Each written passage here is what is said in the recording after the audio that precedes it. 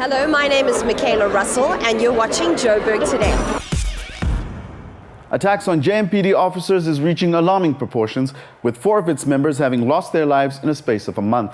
Here's an idea of the dangers that the JMPD officers have had to face and in some cases lose their lives over whilst protecting people and property against criminals. Please note that some of the visuals may be disturbing to viewers.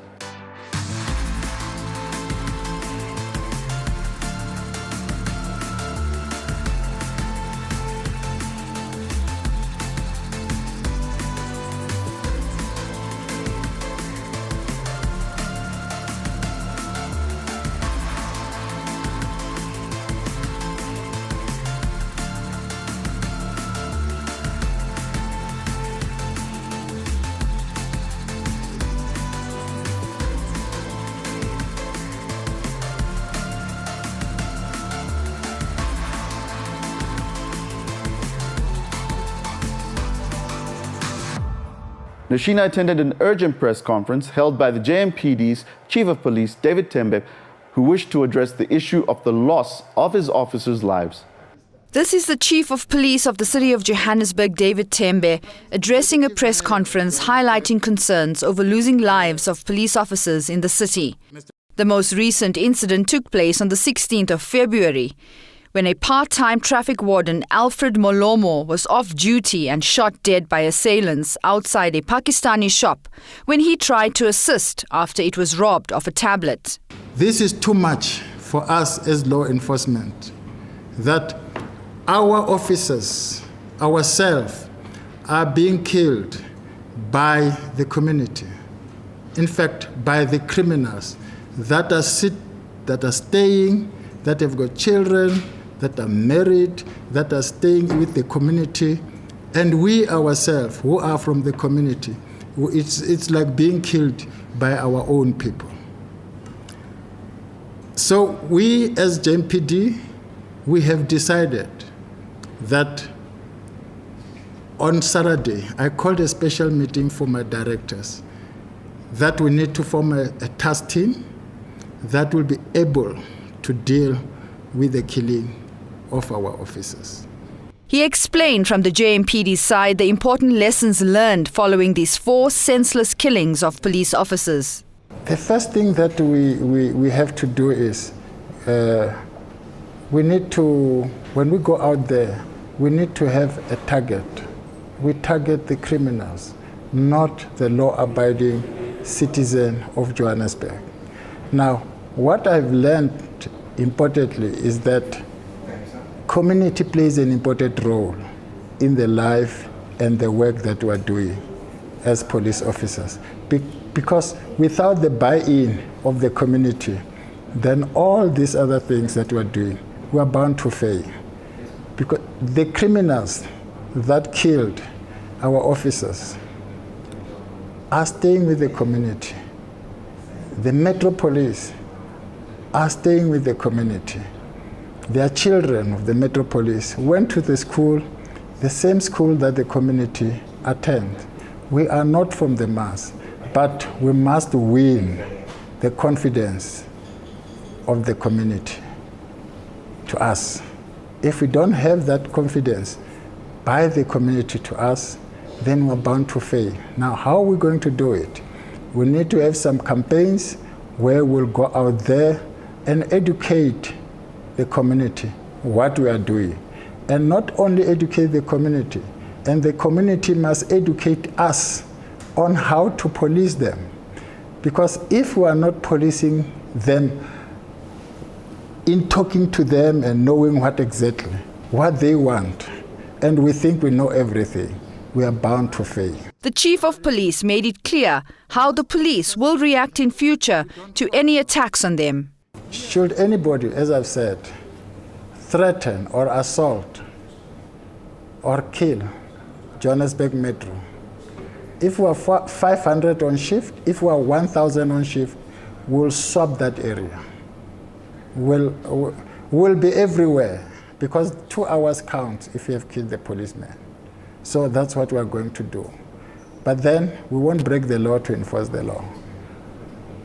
Number 3, it's that will fire with fire. If you come up with fire, you get the same proportion from JMPD. I've told them that we fight fire with fire. We can't fold our hands and wait for somebody to protect us. We are the guardian of the community. If the guardian is killed, what then? So my message is, we'll fight fire with fire. Nashina Mohammed for Joburg Today. Stan Bezuidenhout, welcome. It's always very insightful to have you with us, and we're looking forward to your feedback on what the Chief of Police at the JMPD said when he made that statement in the report that just played out, where he said training is vital when it comes to saving the lives of law enforcement officials. Do you agree with that? Firstly, good afternoon, yes, and it's always a pleasure to assist. Not only is training vital in terms of trying to save the lives of law enforcement officers, I think it actually goes beyond that.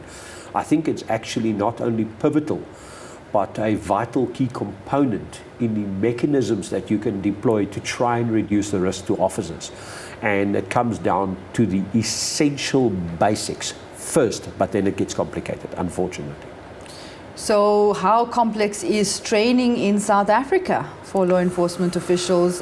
Given the South African scenario, we have high crime, police officers are out on duty in different scenarios. Give us a sense of that complexity, and also, are they adequately trained?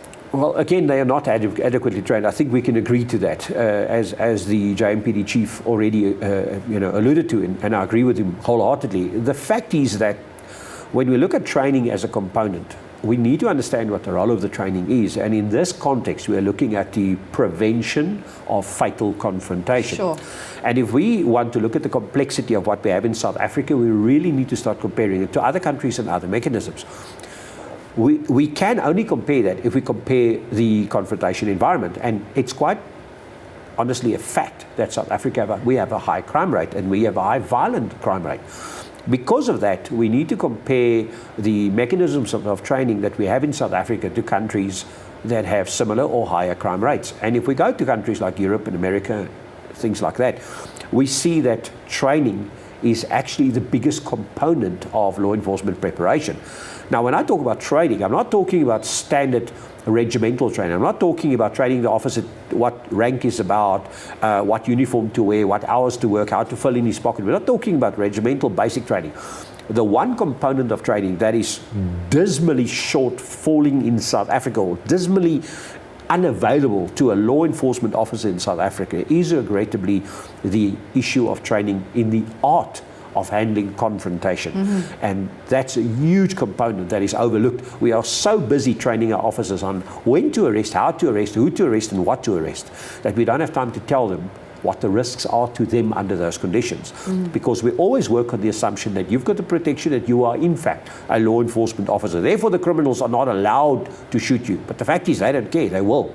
What is the training that places you in a position to detect the risks early? Sure. I just want to point out to two of the latest incidents that the Chief of Police referred to at that press conference. In one instance, an officer was killed by a drunken driver while doing a roadside check. In another, an officer was shot by a hijacker, sadly. So, can training actually impact on these scenarios positively? In other words, prevent such attacks from taking place? Can law enforcement officials be trained to avoid getting shot in these instances?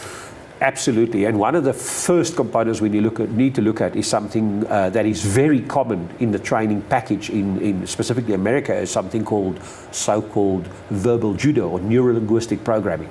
The fact is that in order for an officer to prevent a fatal confrontation, the only model of prevention he's got is early detection. He can't choose to stay away.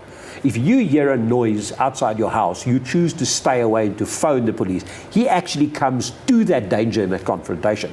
So in that environment, he needs to be trained to actually identify the early confrontation indicators. And that's in the form of, for instance, there are so many books written about it, about the issue of verbal judo, arresting communication, neuro-linguistic programming. This is all, for lack of a better term, standard training in the US context. In South Africa, unfortunately, We are so busy training officers on the concept of what to do, and specifically, for instance, when you are allowed to shoot, that they don't have enough time left within their training to focus on how do I detect the early indicators that a confrontation is about to develop, how you approach, how you stop your vehicle, how you exit your vehicle, whether you use your vehicle as a barricade or not, how you approach the subject. Remember, everybody can be either a suspect or a member of the public. And until you know they are a subject, as a subject, you have certain rules you have to follow in order to either detect, deter, or solicit a reaction.